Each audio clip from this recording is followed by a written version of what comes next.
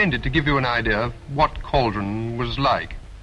I'm not going to talk about the trial's results, which you can read about in the report, but just try and give you an idea of how we did things.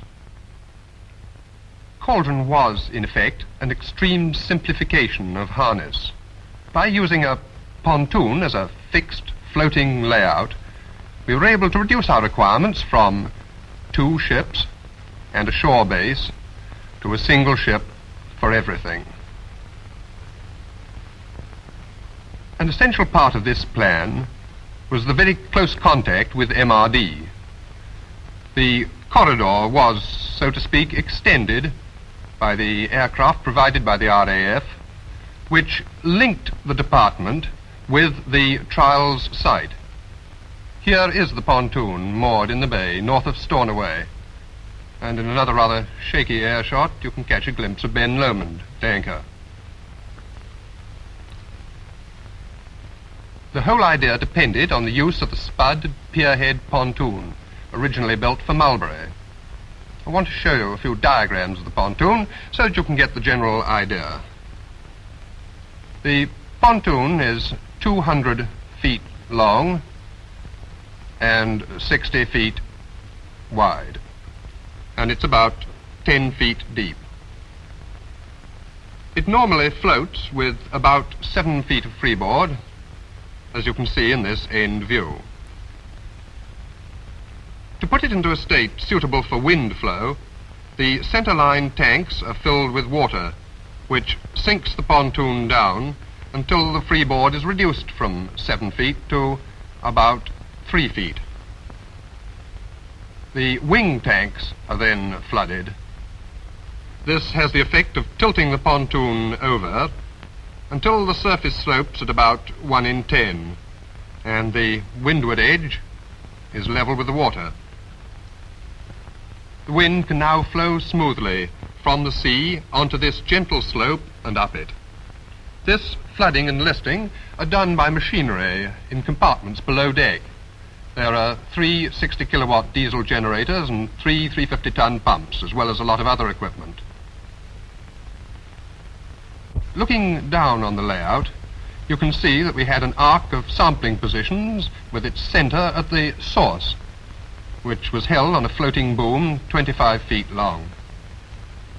The radius of the arc is 75 feet, and the appropriate part is fitted up with animals and sampling gear for each trial. If necessary, the pontoon can be swung to adjust it to the wind direction. One of the breast wires is eased off and the other pulled in. This can be done at both ends. In August 1951, we held preliminary trials in Sandown Bay, Isle of Wight. The pontoon had been towed back from Malta, and our invaluable constructor, Mr. Vincent, had, not without apprehension, flooded and listed it successfully at Portsmouth.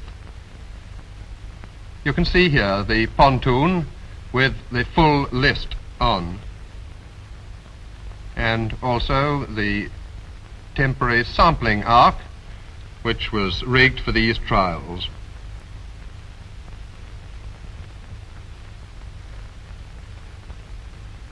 The Porton engineer and naval constructor in consultation. These preliminary trials were intended to prove the general principle and were fully satisfactory.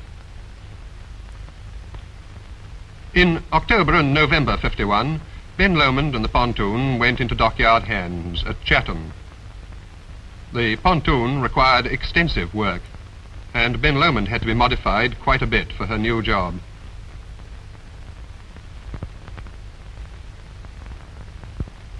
Meanwhile, special stores and equipment were being designed and made and assembled at MRD.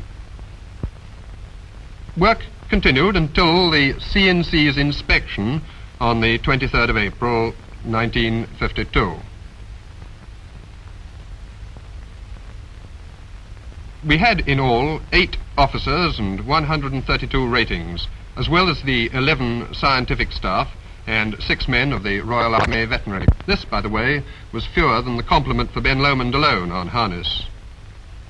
As soon as the inspection was over, the dockyard returned for final work, which was pushed through as rapidly as possible.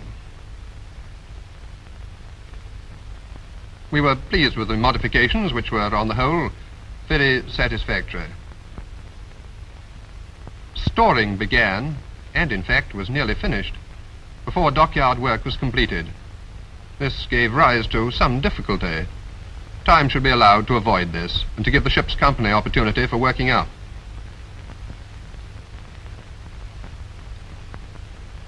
Unpacking went on in the laboratories as stores were received. And before stowing for passage, the items were checked.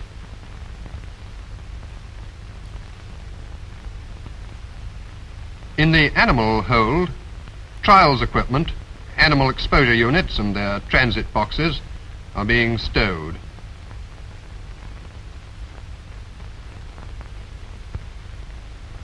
The ship moved out to a buoy a week before sailing for fumigation, which was most successful. We were completely free from rats and cockroaches.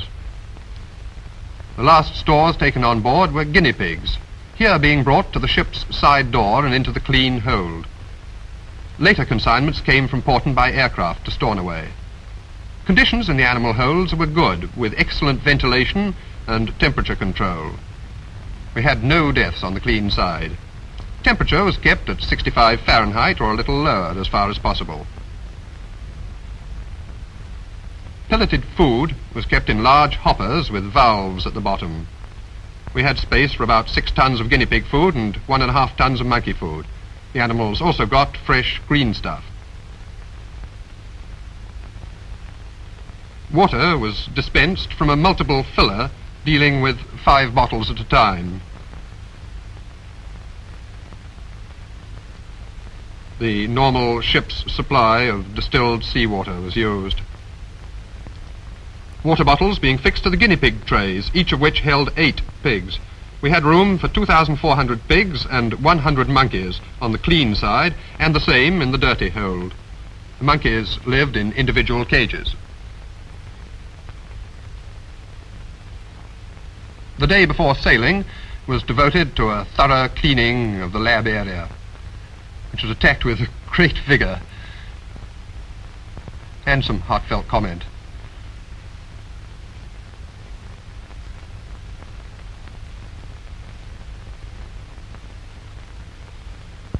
We sailed on the 5th of May, the last motorboat being hoisted at Chatham before we went downstream to Sheerness. These motorboats were used on the site during the trials, particularly as control boat and what we called the taxi boat for the pontoon engineers' party. They proved in general very satisfactory, though hoisting them wasn't as easy as this when the sea was rough, a frequent source of anxiety.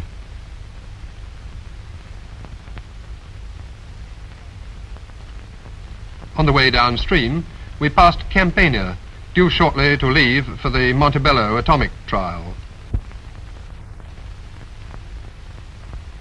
Last stores were taken on board at Sheerness, and we set off, quietly at first, with warm sun that was rare enough later in the year.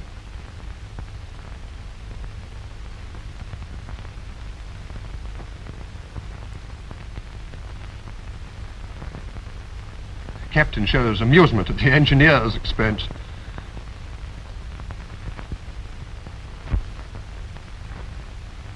At first, work in the lab was easy, but the ship began to roll, and it became increasingly difficult to carry on with preparing the laboratory equipment.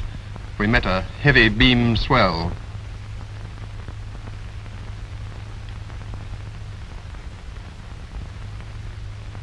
It was, however, possible to do some washing and sterilizing of glassware, but when we found that the ship could roll quite a lot, even anchored at the site, it became necessary to take special measures about our anchoring position.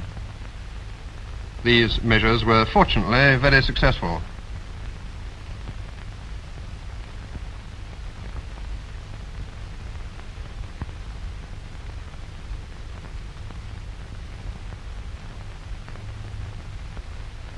The Cauldron Mark I, and lab staff getting a new slant on the situation.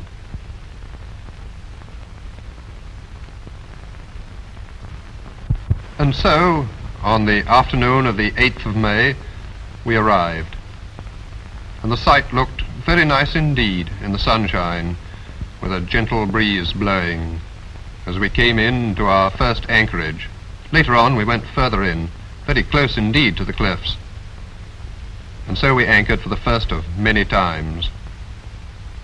In the shelter, such as it was, of Cellar Head, which gave us some protection from the northerly swell. A motorboat was very soon in the water. 2 hours later, we had our first taste of the vagaries of the weather in this locality, for it was necessary to hoist the boat again because of rising wind. So here we were, with this pontoon, ready to find out how best to use it, and then to put it to use.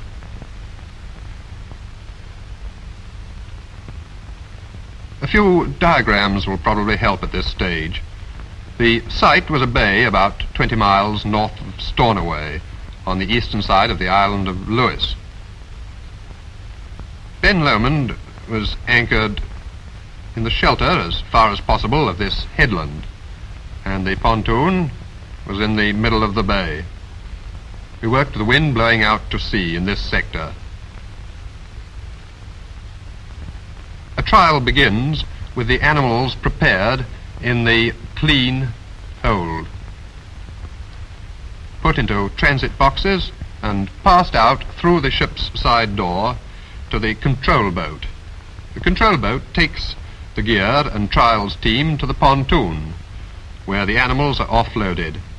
Some go onto the ark for the first trial, and the rest below into the clean compartment.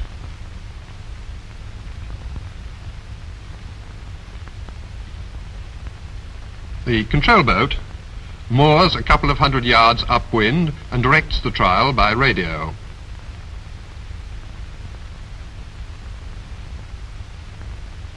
When the cloud from the first trial has passed over the layout, the exposed animals are put in the dirty compartment and fresh animals are brought up from the clean compartment. After the last trial, we usually did 3 on a day, the last lot of animals goes into the dirty compartment and the surface of the pontoon is decontaminated.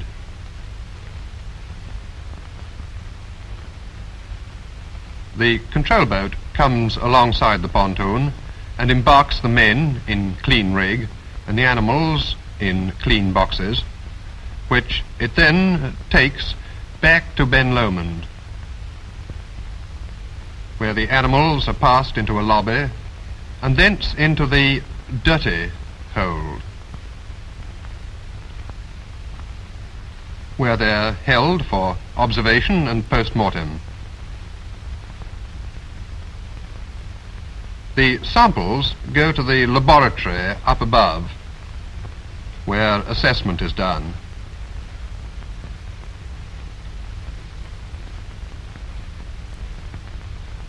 The post-mortem room, by the way, is here, conveniently in communication as required, either with the dirty hold, from which dead animals are brought, or with the clean hold, from which animals come for spray experiments in the same room, and then go for holding in the dirty hold. It's connected with the lab by a small lift. Corpses and dirty waste are disposed of in an incinerator here.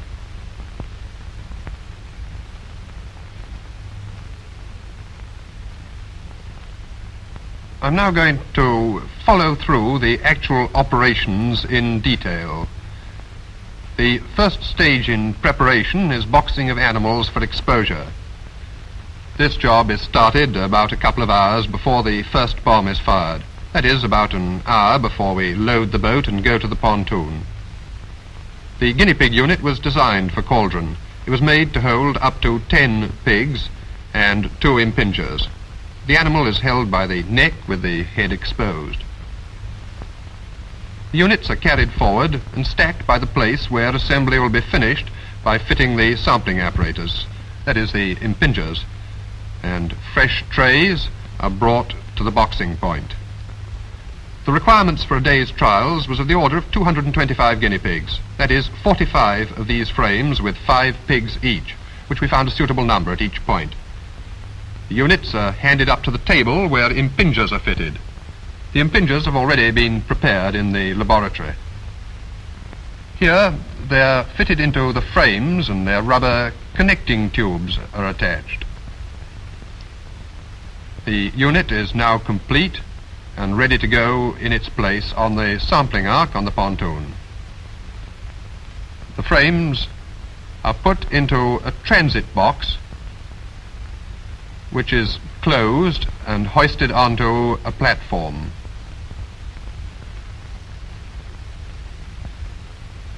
From here, the boxes are carried through a passage to the lobby and so to the ship's side door. The boxes come through the side door and are loaded into the control boat by hand occasionally, you can see here, or more often by a hoist worked from the deck above.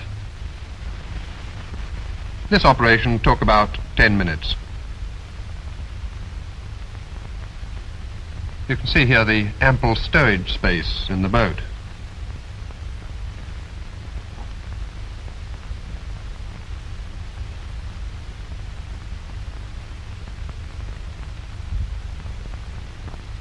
The trial team now joins the control boat. 3 lab staff, 3 vets and the radio officer make up the pontoon team of 7. The trials officer, naval officer and meteorologist stay in the control boat during the trials. The boat goes to the pontoon a little less than a mile away and the boxes are passed by hand onto the deck. Some animals are to be put ready for the first trial. The rest go into the clean compartment. All the transit boxes are stowed in the clean compartment, ready for packing up the contaminated units after the day's trials. The boxes are opened as soon as possible to give the animals fresh air.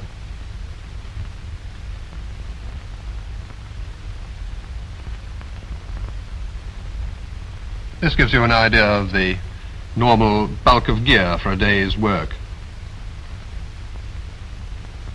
While this is going on, other activities have begun. The men who are going into the dirty compartment to collect gear such as met instruments finish their dressing. We used essentially the same rig as on the harness operation.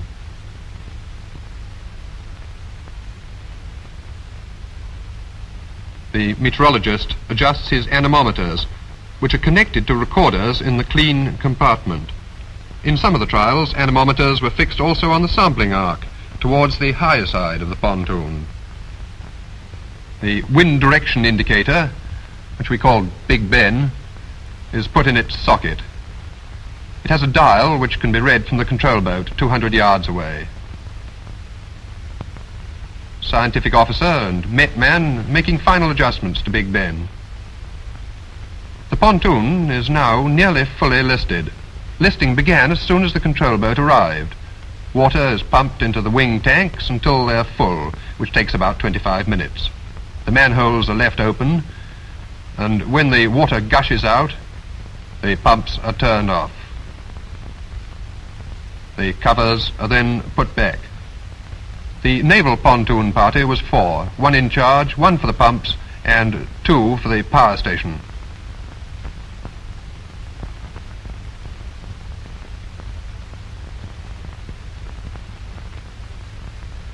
This gives you an idea of what the pontoon looks like when fully listed.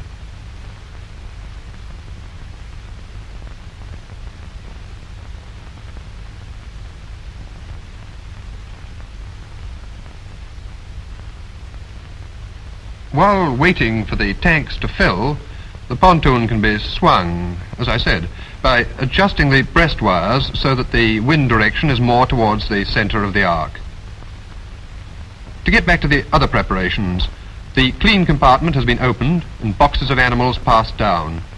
Also the empty boxes from the animals now being put out for the first trial.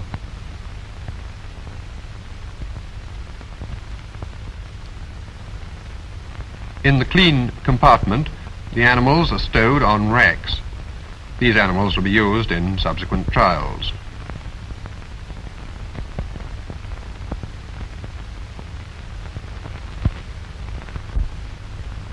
The empty transit boxes can be seen in the foreground, and some more at the far end of the compartment.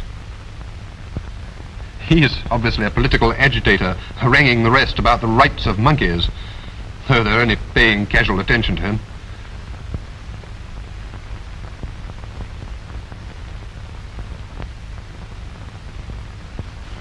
Trolleys are used to convey units to and from the more remote parts of the sampling line.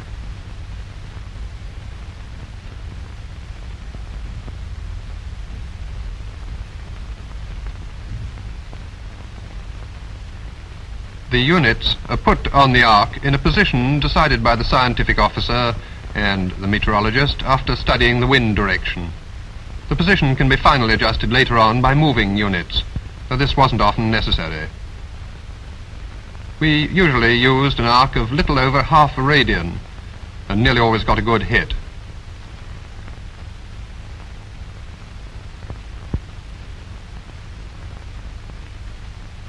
Preparations are well advanced now.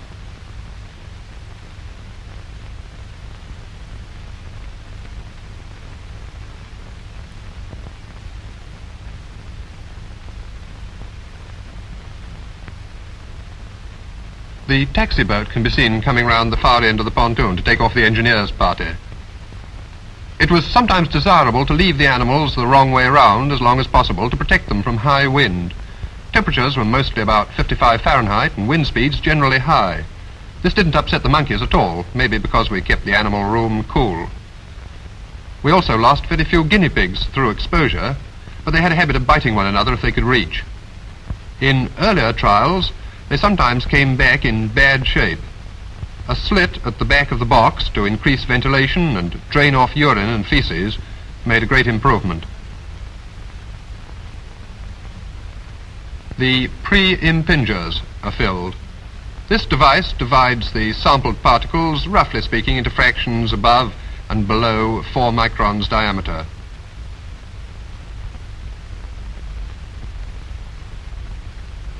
Vacuum tube connections are checked and manual vacuum valves opened.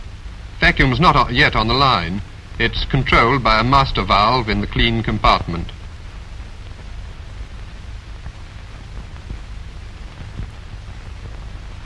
Preparations are now almost complete, and the pontoon party begin to go below. The naval party has left by now, and the scientific officer has a last word before going off in the control boat. The bomb has been fixed to the end of the boom. It's that little thing sticking up at the end of the sidearm. And the boom is swung out at right angles to the side of the pontoon.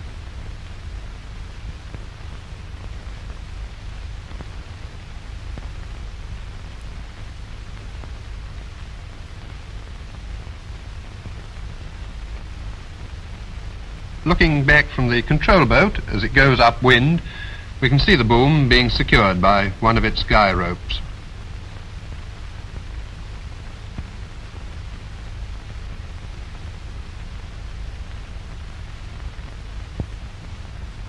The lab man in charge on the pontoon has a last look round before closing the bomb isolating switch on the deck and going below. He is the last man to leave the deck. In the clean compartment, the radio man and one vet are ready. The radio man has a telephone for communication with the dirty compartment, radio for talking with the control boat, and controls for firing the bomb and turning the vacuum on. The vacuum gauge, showing the state of the 500 cubic foot vacuum tank. Also, gauge and regulating valve for low pressure air, led to the end of the boom for spray trials. The last man into the dirty compartment checks the closing of the hatch and goes to phone the clean compartment. These hatches, by the way, gave some trouble, being awkward to handle and requiring a lot of care to ensure airtightness. The radio man gets the call from the dirty compartment saying that they're closed down and ready for the trial. So he goes and calls the control boat by radio to tell the scientific officer that the pontoon is ready. And then he waits for instruction. The scientific officer receives the call and gets ready. A flag is displayed in the control boat to ask Ben Lomond for permission to carry on. The range safety is controlled by Ben Lomond. The all clear is given by hoisting a pennant. The scientific officer tells the pontoon control to stand by, and he waits with his hand on the vacuum control valve. He orders vacuum on and watches Big Ben closely, and when the wind direction is right, usually within a quarter of a minute, orders fire. Watch the middle of the near side of the pontoon there. You can see the bomb burst and the cloud passing over the arc. The scientific officer watches its passage carefully so that he can help the lab assessment. And when it's passed, he gives the order, vacuum off.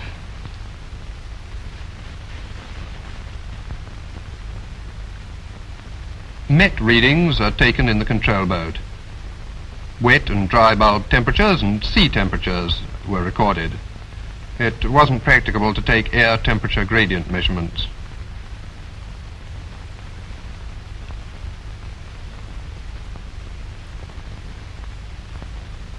In the pontoon, the vet in the clean compartment notes the readings of the anemometers that we saw earlier. There was also an instantaneous wind speed indicator here, so that the control boat could call up at any time and find the actual wind speed over the pontoon. The vet and radio man will shortly be busy passing up animals for the next trial. All these film shots, by the way, were taken during actual hot trials. The radio man has given the all clear to the dirty compartment, and the 5 men in there go up to remove the first layout and to fix the second one. The control boat can, of course, order a new position if the wind has changed.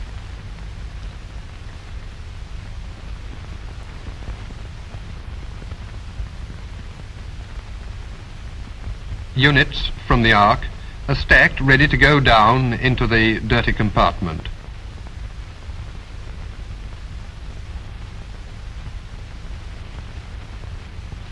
Where the animals that have been exposed are stowed in racks.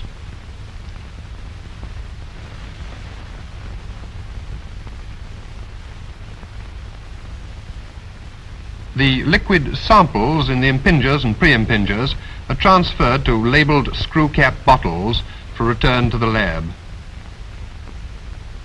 This is conveniently done by 2 men working together and helped by a third who brings the sampling units.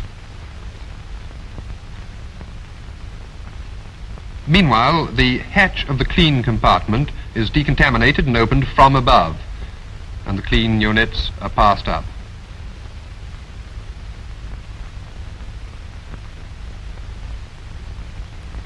No, not monkeys first. He wants guinea pigs. The vet stands on the platform and the radio man ferries the units.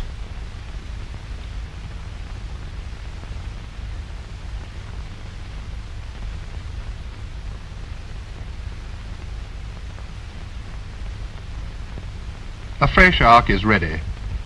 If all goes well, it's about 20 minutes between firing one bomb and the next.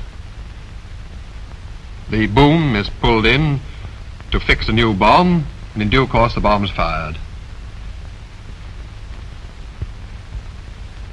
If this is the last trial of the day, samples are conveniently bottled on deck, like this, instead of in the dirty compartment below.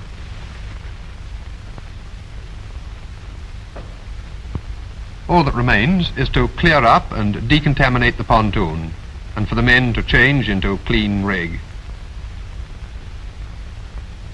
Dirty gear is stowed in the dirty compartment. Anemometers in their box, and then Big Ben.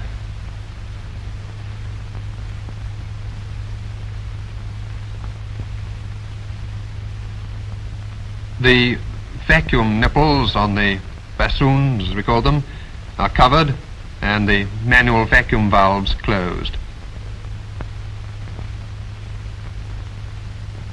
Decontamination has begun at the far end. A commercial hypochlorite preparation was used, diluted with seawater.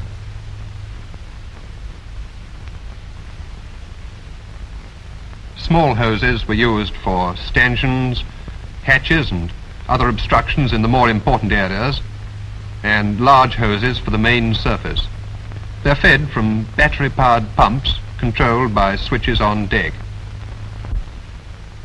The final stages are not shown. The contaminated units are put into the clean boxes, and the men change into clean rig for return to Ben Lomond. Outer clothing is removed on deck. Underclothing is changed, and clean overalls are put on in change rooms below deck. You can see a man lashing a trolley in the background.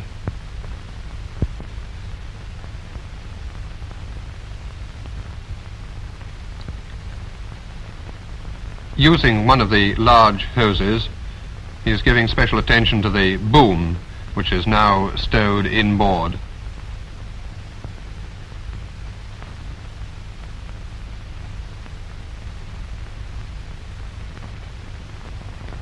The control boat waits to come alongside the pontoon and put the scientific officer and met officer on board to help in boxing the animal units.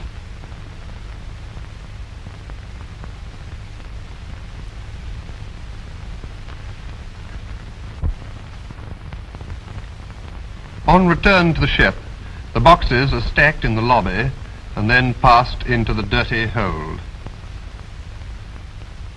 They're slid down a chute and then carried to a convenient place for the next stage. Lids are taken off as soon as possible to give the animals air.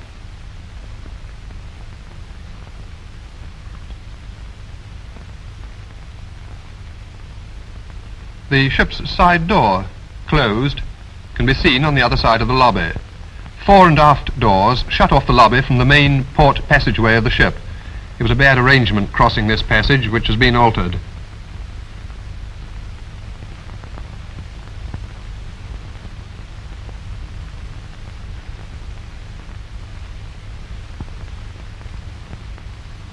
The animals are unboxed here and put into cages that have been made ready by the ship's veterinary staff during the trials.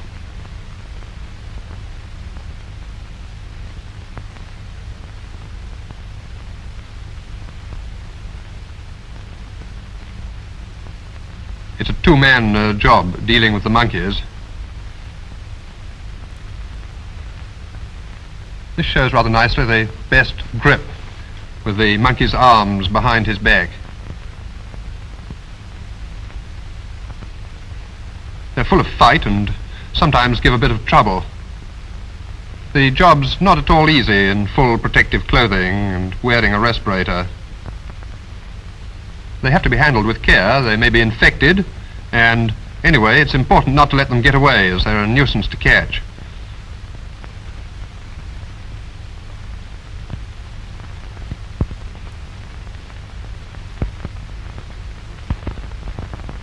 The safety officer took a large number of swabs and air samples both here and on the pontoon.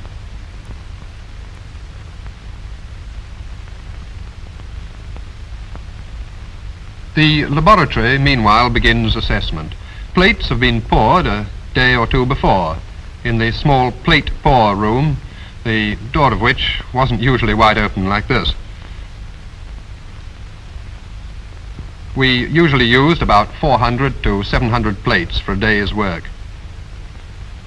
Two problems were met here: rolling, which made pouring impossible but could be stopped by suitable anchoring, and the ever-changing trim of the ship, for which these benches were fitted with levelling screws.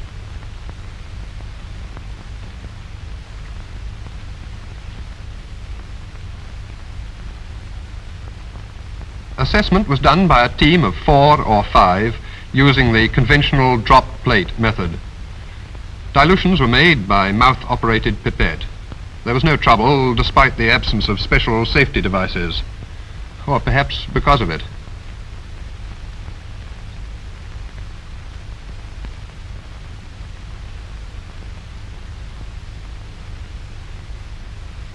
The plates are being packed into tins for incubation.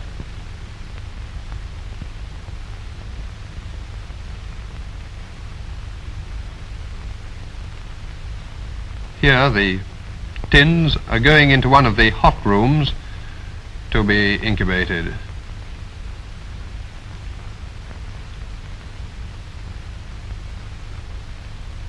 Counting after incubation was done in the simplest possible way, which everyone seemed to prefer. After autoclaving, the usual chore of washing up, maybe 1,000 or more bits of glassware at a session.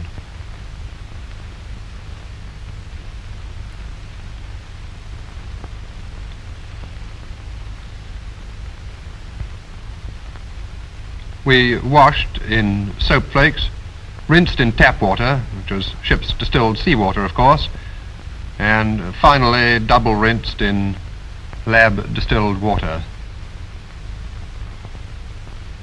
When there were several hundred animals to be autopsied, a mass production system was used. Preparations going on here.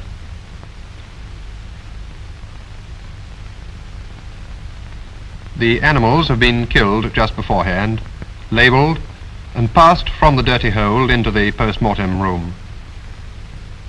The principle is that each man has one job, and the bodies pass from one man to the next round a rotating table, an idea developed at Suffield in 1945.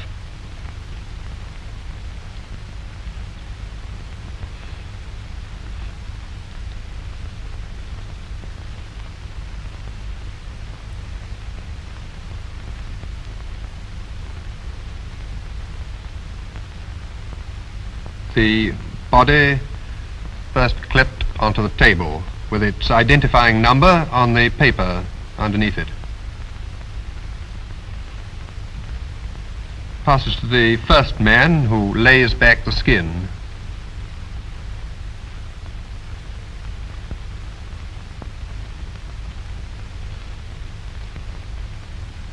The second man exposes the organs.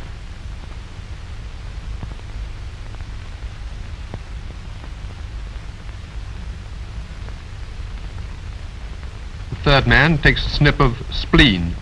The procedure, of course, depends on the disease you're looking for.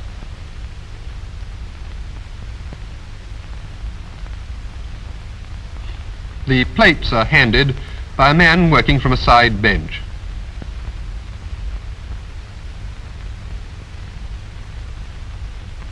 Instruments are sterilized by a rinse in Lysol to remove tissue and blood, and then standing in acetone. Each man has a dozen sets and uses them in rotation. The pathologist taking a lymph node and reporting the gross pathology to the recorder, who sits at a side table. Bodies finally removed from the table. The recorder noting the pathologist's findings. It's possible with this technique to deal satisfactorily with 100 or more pigs an hour. This system was of course only used for large numbers, casual PMs were dealt with by 1 or 2 men. The bodies are destroyed in an incinerator in the dirty hold. The incinerator is a standard coal-fired one.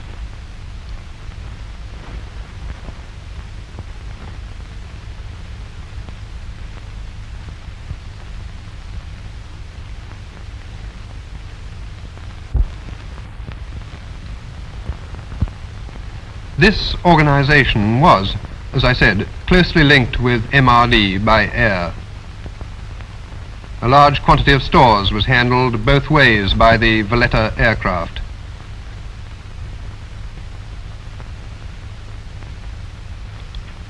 The main need was for the swift and safe transport of animals.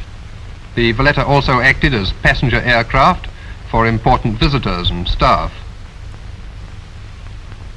All the thousands of guinea pigs, as well as the monkeys, arrived in excellent trim. The aircraft had ample room for stores and was comfortable for passengers.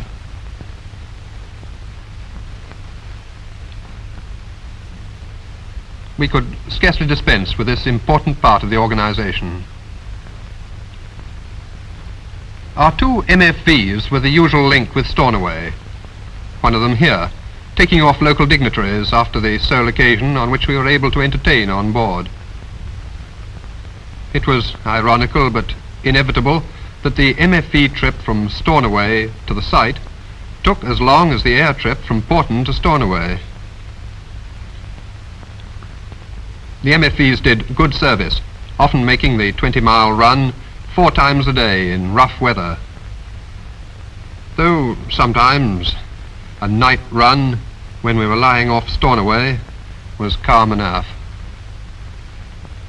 The final but not unimportant member of the team was the tug, our clear-range vessel. Hengist, there for most of the season, was also an invaluable link with Stornoway.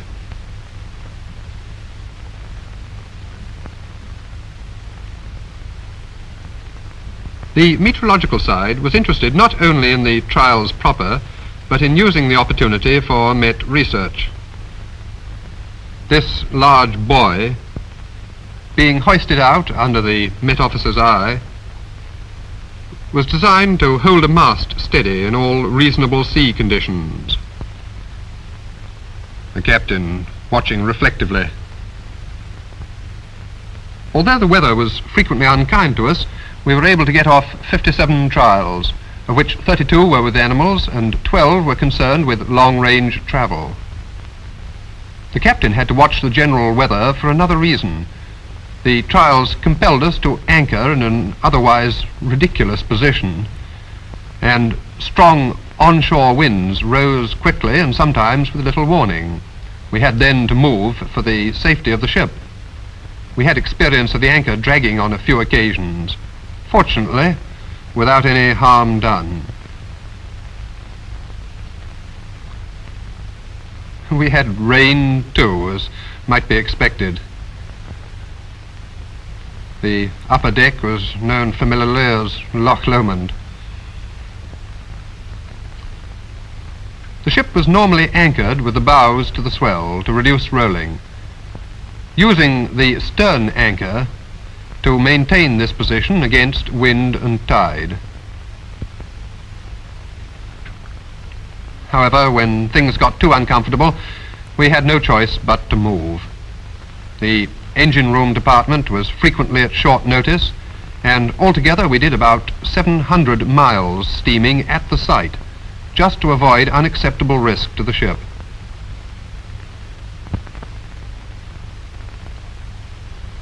You can just see the pontoon there, wallowing in the distance as we pass it on one of our retreats. We were at no time anxious about the safety of the pontoon, which could ride out any likely storm.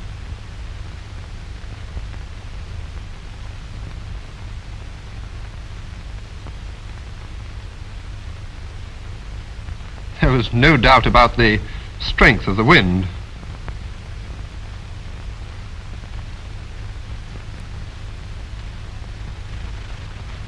Because of this trouble with the weather, such an operation, although at a fixed site, must be regarded as very nearly a fully sea-going one. On one occasion, a motorboat, which could not be hoisted before the sea was too rough, had to make an uncomfortable trip alongside us to the shelter of Stornoway. We packed up in September '52, with trials completed and waiting only for the final holding period for animals. It was a calm day when the bow vessel unmoored the pontoon and handed it over to the tug. A couple of days later, we were accompanied by a gale over to the mainland, where we'd intended to inspect Grenard Island. But weather drove us from there also, and we left Lough Hugh the following morning after a very anxious night. It was quieter as we passed Cape Wrath, but the pontoon, 3 days ahead of us, had had a rough time and did not arrive until a week after Ben Lomond. We got into Sheerness on the 28th of September, and we were glad to look round at what seemed at first like the height of civilization.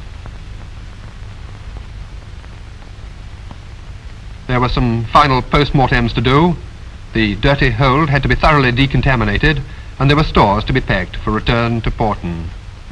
While we waited for a berth at Chatham, final records were written up and packing went on.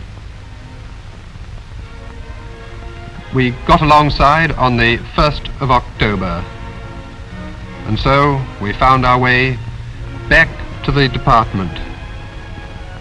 All that remained to be done was to write a report and make this film, and of course to prepare for Operation Hesperus 1953.